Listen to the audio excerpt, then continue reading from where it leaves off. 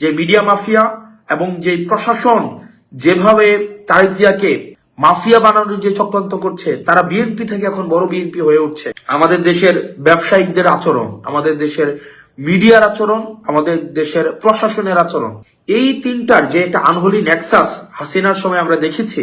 হাসিনাকে কাল্ট বানানোর ক্ষেত্রে মিডিয়াকে আমরা দেখেছি যে হাসিনার যে সেবাদাস হতে মিডিয়া ইচ্ছাকৃতভাবে অনিচ্ছাকৃতভাবে তৈলমর্ধনের মধ্য দিয়ে আমরা দেখেছি হাসিনাকে কাল্ট বানিয়েছে। একই সাথে সাথে এবং আজকে গতকাল আমরা দেখলাম যে জনাব তারেক জিয়ার সাথে ব্যবসায়ীদের যাদের হচ্ছে হ্যান্ডশেক হয়েছে, খুবই একটা হচ্ছে উষ্ণ অভ্যর্থনা তারেক জিয়াকে যেই ব্যবসায়ীরা দিয়েছেন, এই ব্যবসায়ীদের পরিচালিত মিডিয়াগুলাই গত ১.৫ দশকের বেশি সময়ে আপনার তারেক জিয়ার যে নেতাকর্মীরা দেশে গুম হয়েছে, খুন হয়েছে, নির্যাতিত হয়েছে, নিপীড়িত হয়েছে, তাদের বৈধতা উৎপাদন করেছে এই ব্যবসায়ীদের পরিচালিত মিডিয়ার দ্বারা।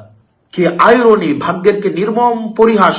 আজকে জনাব তারেক জিয়া তাদের যেই নেতাকর্মী রয়েছে, যারা গুম হয়েছে, আহত হয়েছে, নির্যাতিত হয়েছে, নিপীড়িত হয়েছে, তাদের রক্তের উপরে দাঁড়িয়ে তাদের হত্যাকাণ্ডের, তাদের গুমের, তাদের নির্যাতনের, তাদের নিপীড়নের যেসব মিডিয়া বৈধতা উৎপাদন করেছে, সেসব মিডিয়া মালিকদেরকে একদম উষ্ণ অভ্যর্থনা জানাচ্ছেন।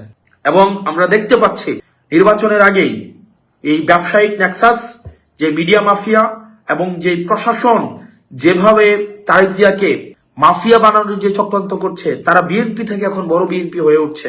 এটি আশঙ্কাজনক এবং এভাবেই হচ্ছে একটা ফেসিস্ট উৎপাদন হয়।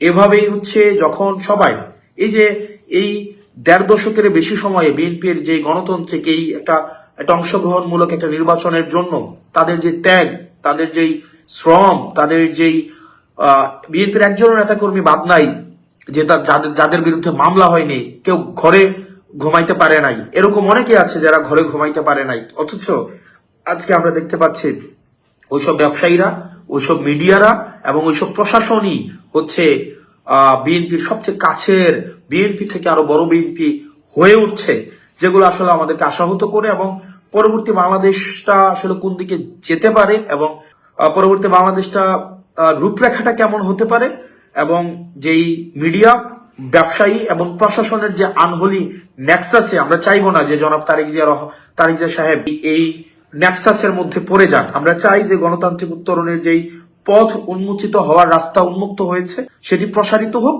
আমরা চাই না এই আনহোলি নেক্সাসের মধ্যে পড়ে আবার বাংলাদেশ আবার পশ্চাৎপদ কোন একটা যাত্রা করুক।